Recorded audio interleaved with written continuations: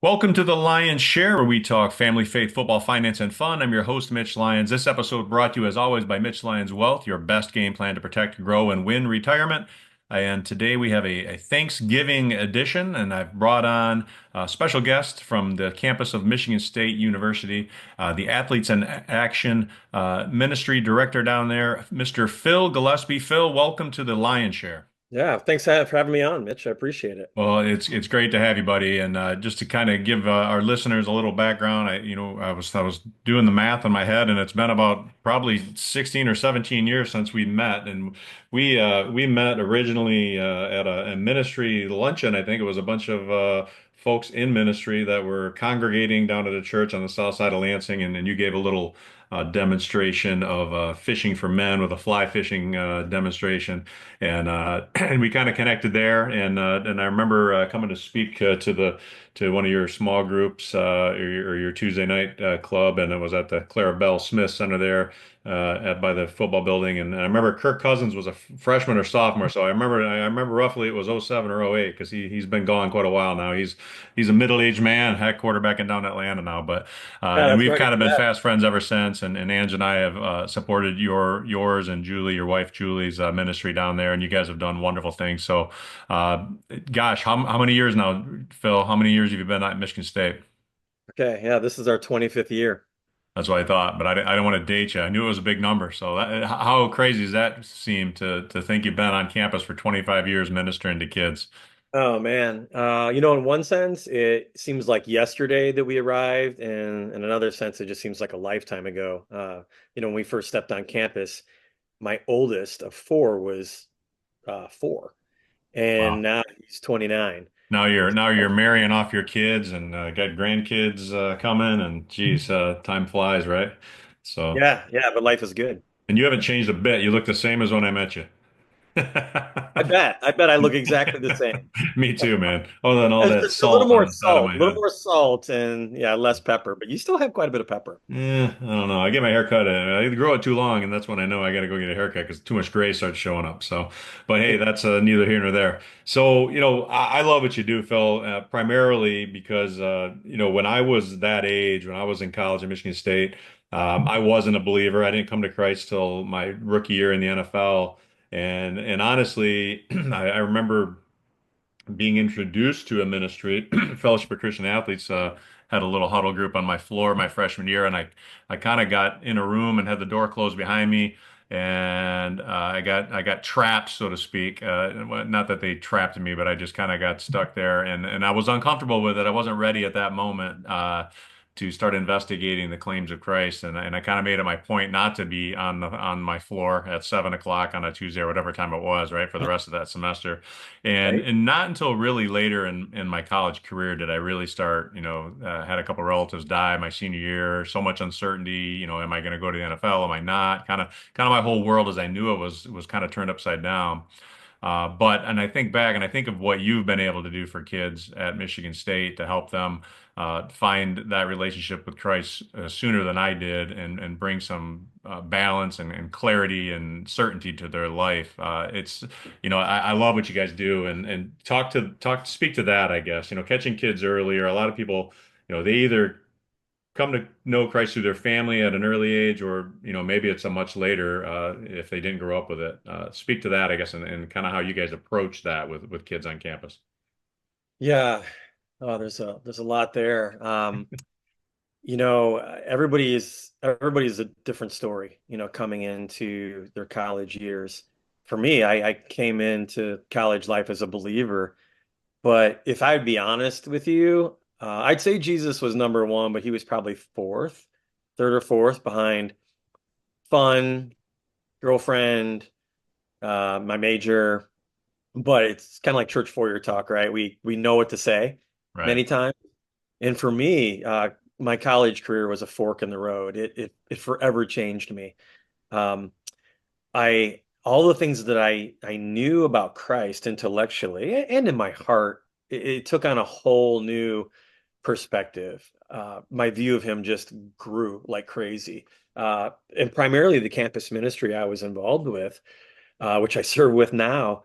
I met some of the most awesome men and women, and they loved Jesus, kind of like I loved college football or March Madness. And they knew not only what they believed, but why they believed it. And over the course of my years at the University of Cincinnati, where I went to school, God changed me. He woke me up, and I realized that the college age is one of the most crucial ages of life. It's like the fork in the road.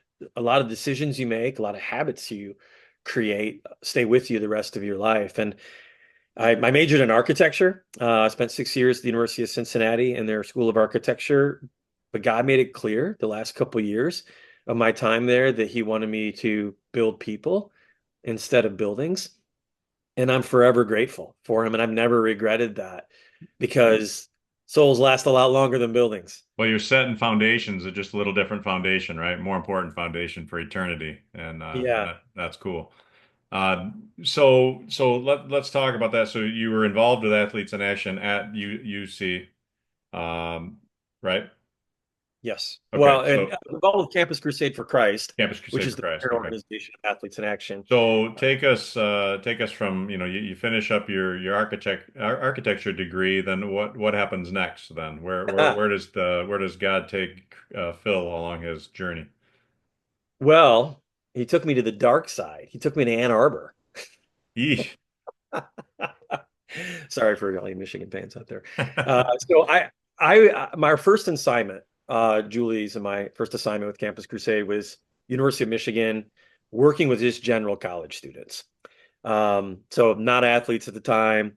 So for about 4 years, we reached out to them with the hope that they could find in Christ. And the longer I was there, I was drawn towards working with student athletes. A friend of mine was working with the student athletes there, and he invited me to say, "Hey, why don't you just come check out what I'm doing and do it with me?" And I think there where sports ministry just God captured our heart. If you can imagine a Venn diagram, right, of God, life, and sport coming together, athletes in action would be the sweet spot where they Hmm. overlap in the middle. So I worked, Julie and I worked with him for a couple of years. And after a while, we were ready to lead something on our own. And nothing was going on in East Lansing at the time with sports ministry. And God made it abundantly clear that He wanted us to move to East Lansing and start working with the Spartans. And it didn't take long at all to realize why God wanted us here. We fell in love with the people, we fell in love with campus. And I mean, like within a year, it felt like home. And, blink 24 plus years later, 25 years later, um, we're still here, and this is our home, and we love our Spartan student athletes and coaches, and we love being here for them. So you came in 99, 2000. Yeah. 2000. Okay. Yep. Bring it Yeah. 2000. A pretty good time in Spartan sports right about then, at least with men's basketball and football. We're going through some pretty good years and Yeah. Yeah. We're moving down and couches are on fire. yeah, right. Yeah. So, but hey, sports like life has its ups and downs. So, there's some good years, some bad years, but you've been there through it all. And I guess speak to, in every sport, every coach is different. How talk about and let the listeners know, I guess, how do you approach a coach or a team about, ministering to their team? Because coaches are no different than the general population. Everybody's at their own place, right? Yeah, for Maybe they're sure. believers, maybe they're not. So what's maybe some of the obstacles there that you've had to work through? Yeah, I would say how we do things. The first and most important thing is your own inside game, your own perspective. I think in our culture, student athletes and athletics is looked up to. I mean, some of our brightest, best put together people socially, emotionally, on campus are student athletes. They're like these specimens, right, of walking around of just athletic prowess, and they all know how to speak in front of a camera, right? Right. Uh, the reason why I bring that up is that they are probably the most addicted to performance-driven living on campus, and therefore the most in need of unconditional love. Everything that an athlete does, they're used to the metrics of being judged who they are by their performance. And so as long as they perform, they know you'll love them. But what happens when you don't perform? The love and the acceptance is taken away. And so the first thing that we do is to make sure we're looking at the lens of an athlete or a coach through the lens of Christ and through the lens of Scripture, knowing that even though on the outside it looks like they have it all together, they are so needy, just like I am, just like you, Mitch. We are needy for the hope and the love and the grace that only Jesus can bring. So that allows us to approach an athlete or a coach with authenticity, sincerity. We're not trying to get something from them. We want to give to Hmm. them. So that's the most important thing. And then the second thing is uh, playing the long game. In other words, we're not just about going in and trying to register, gospel conversations and conversions and go right to the next person and necessarily preach at somebody. We want them to be able to discover and see Jesus as the most important, all-encompassing, desirous person in the world. Like he literally is better than championships. He's better than money. He's better than sex. He's better than travel. He's better than the best food. And when you start conveying that type of message, you start speaking to the hunger and the thirst they have in their heart, that they're longing for something to be filled. But all of those things I just mentioned to you, they don't fill it. Yeah. You, you can win a Super Bowl, right? And then, okay, now what? I guess I'll win another one. Yeah. So those are two things that we really keep in mind. So the way we approach people is we want them to feel the grace and the love of Jesus in our approach. And that's so, it takes me back to that time. Like I said, it really was my senior year when I really started realizing, okay, hey, I'm coming to the end of this thing called, sports that's, really dictated my whole life up to that point. And to your point, I mean, my feeling about myself and everything was tied to how I performed in sports, right? And how people thought of me based on my performance in sport. And then it came to the time when I still remember, I get a late invite to the Senior Bowl after my senior year. And I'm on a plane down there, and I just remember flying over the clouds and being so empty and thinking to myself, I'm such a speck in this big universe, right? And maybe I'm going to make the NFL, maybe I'm not. I have no idea, but what does it all really mean? What's it worth, right? In the big scope of things. And it was weird how God worked on me because my roommate down there was a kid out of Georgia named Alec Millen, who he got there late because he was coming from Japan Bowl, so he was flying across the globe to get to the Senior Bowl. But he really shared his testimony. I remember him asking me, we got talking a little bit, and he said, "Well, have you ever heard, ever heard the good news, the gospel?" And I said, not really. No one had ever really, talked to me about it. And so I remember him going, "Okay," takes a deep breath and starts going into it, right? And I just, and it wasn't like I hit my knees at that point, but it was the first step. It was one of many steps as I look back at Yeah, life, but it was yeah, that step of somebody being bold in their faith and sharing with me yeah, and planting that seed, right? And how many people planted seeds and or watered them along the way. And like I said, my rookie year in Atlanta, I eventually accepted Christ, and it all made sense, and I recognized I needed Him in my life.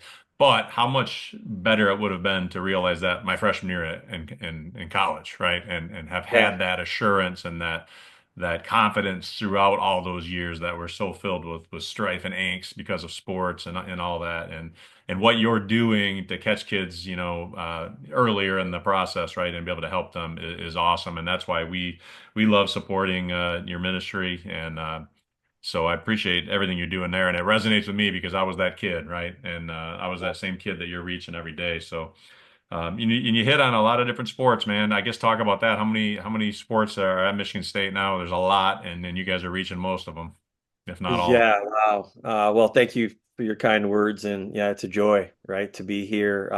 When you've seen how what God's done in your life, you want to give that to others and be there for them. Boy, at last count, I think we were at 21 varsity sports No. here. Of course, we live in a strange landscape of college sports where programs get cut and whatnot, but we have just about on every team. We have people involved with athletes in action. I mean, certainly some teams will have a larger group involved, maybe than others. Um, but yeah, we have participation from everybody on Tuesday nights in the football building. We have our weekly fellowship meeting. We call that Spartan Chapel.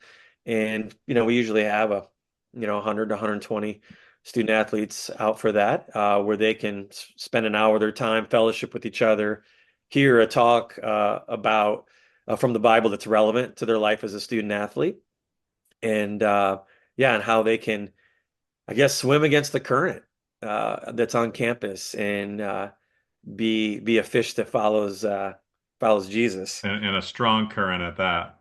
It's a very strong current. In fact, if you want to end up in a bad place, all you have to do is nothing.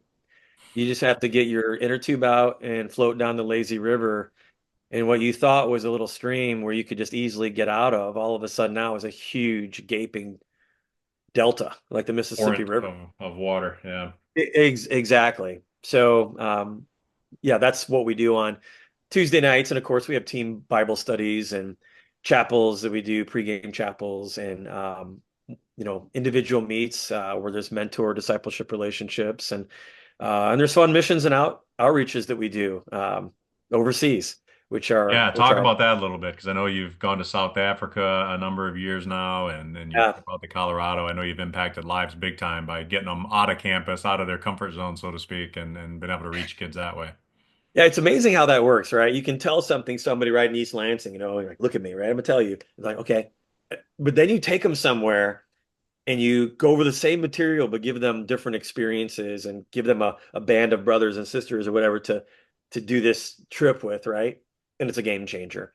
So really for about as long as we've known each other, Mitch, we've been going to South Africa. We chose that as a partnership country for a host of many reasons. But we love getting people out of their comfort zone and into a different world where there's some amazing, beautiful people, but they're not in America anymore. And so for spring break, for instance, we'll usually take football and soccer or volleyball players overseas, there, and it is a life changer. For instance, Nate Carter, who's one of the captains on our team, he and his now wife went with us on the trip 2 years ago, and it was life changing for them, and that's not an overstatement.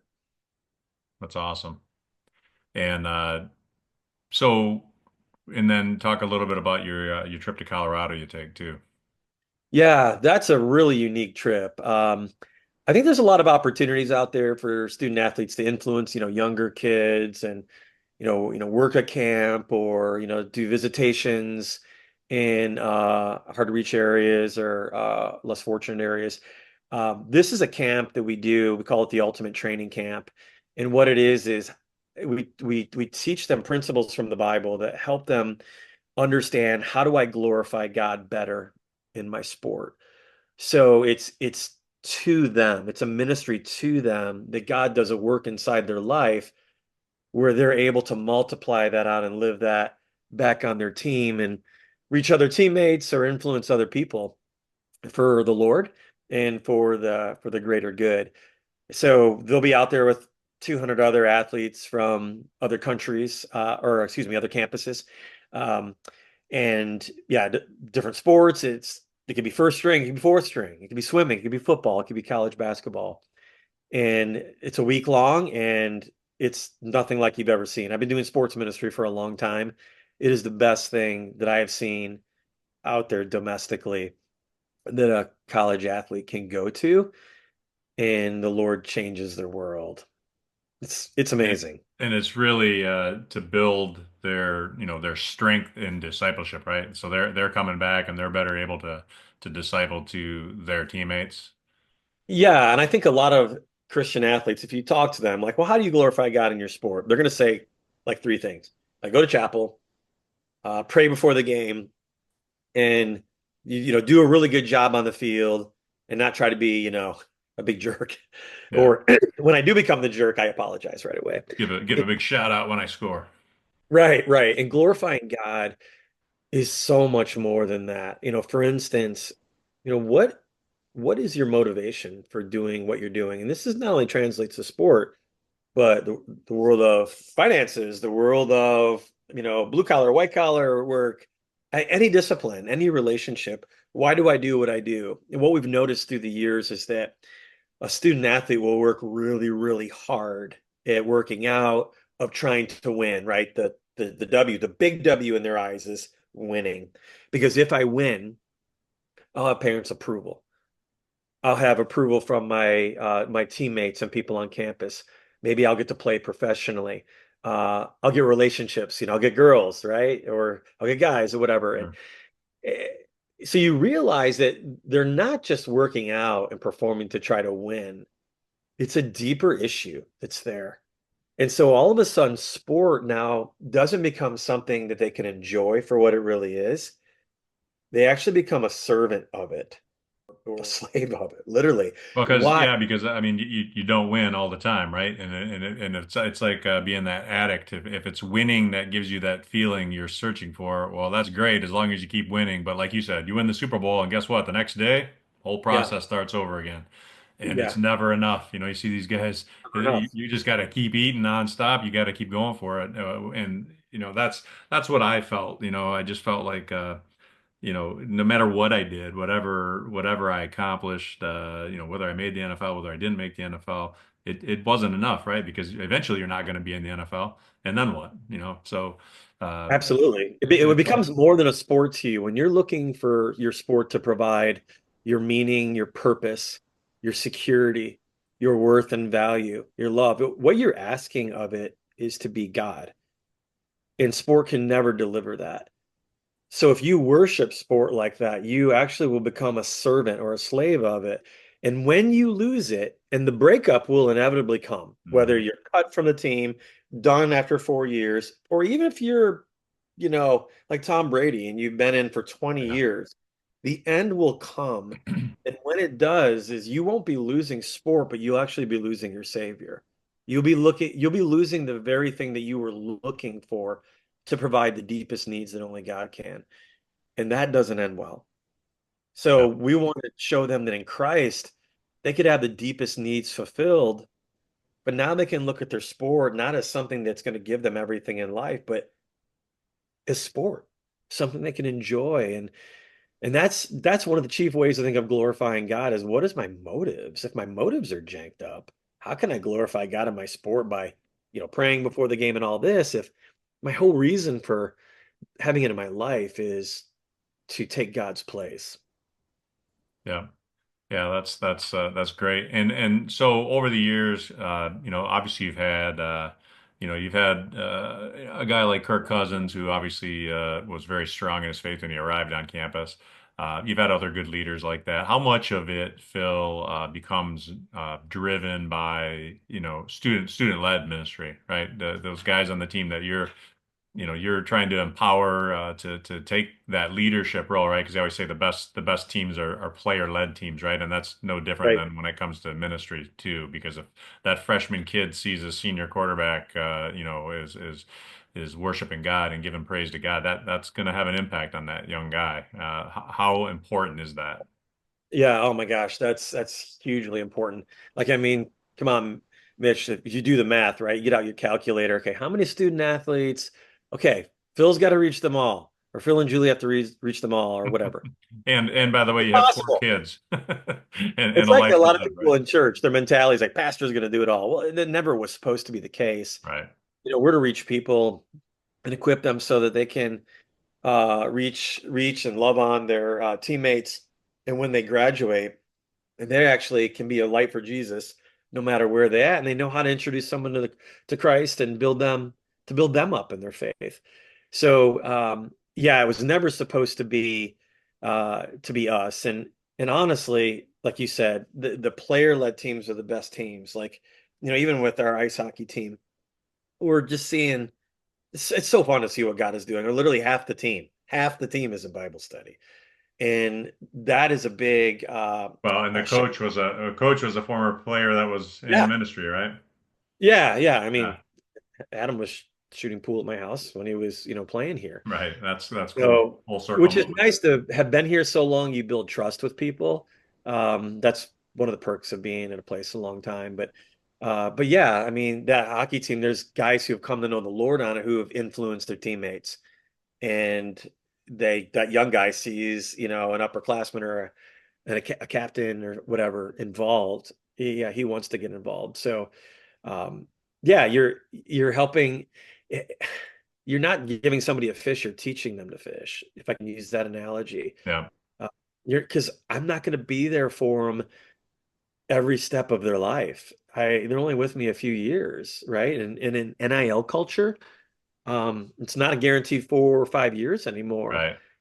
So yeah, but God's bigger than the changing landscape of college sports. Right. And at the end of the day, you just have to pour into them, and they that seed will sprout at God's time, right? So Yeah, whether you have them for a year or two or five or six, yeah, it's gonna your job is just to pour into them and let yeah. God do the rest, right? Yeah, and really you have to trust God that Lord, I'm doing this first of all for you, and then love for you, and then love for them. And you have to be okay with not seeing the fruit of that. If you're a college coach, you're pouring in, but you want to see the fruit now. But Yeah. it's the old analogy. If you take an apple and slice it, you can always count the seeds in an apple, but you can never count how many apples are in one seed. Yeah. That's a great analogy. Yeah, because it's a results driven society we live in, right? And Yeah, and ministry is the ultimate man, you gotta take a back seat and not be so well, it's kind of the same as what you're saving people from, right? I mean, the whole thing of chasing the wins, the wins, the wins. And in ministry, our carnal side we want to see that win, right? We want to bring somebody to Christ. We want to put that X on the wall and have another salvation credited to our ministry, but that's not what God's asking for. He's asking for us to lay the groundwork and let Him, make the fields fertile and let Him do His work in His time, and that may be under your tutelage on the campus of Michigan State. It may be, that kid's first year on the job, maybe a year out, right? yeah, And it's yeah, it just makes us take a step back and keep that perspective, right? So, yeah, well, 100%. Phil, I mean, with you and Julie, you've been there 25 years. You guys have raised four kids. They're off on their own now, and in fact, you've got one across the globe, a daughter that's in the ministry over in the Middle East. Obviously, you've impacted a ton of lives. Ange and I are grateful for your guys' ministry work on campus and abroad, and how can people, if people have an interest in being involved and supporting your ministry, which like any ministry, I mean, you're dependent on folks to help support it. How can people get involved if they would like to support your ministry on the campus of Michigan State? Yeah, no, that's fantastic. Thanks for asking. You know, I've told people for years, as an analogy of how it takes a team of people. If you can imagine campus, a Michigan State, for instance, is like as a canyon, and there are people down there that need to be rescued. They can't get out on their own. We're willing to go down into the canyon, but we need somebody to hold the rope for us. If nobody's holding the rope, we can't be here because it's our full-time job. And the two main ways people hold the rope is one, through prayer. That we really believe that God works when his people by faith believe him that he'll work. So we need people praying for us. But also financially, the support. We have to raise 100% of our funds, um, so that we can be here, working on campus 60 plus hours a week or having them in our home. And the way they can do that, we have a website where they can give. Um, that is probably the easiest. It's a way that they could directly support Julie and myself for us so that we can be here full time. That website is give.crew, that's CRU.org /0424141.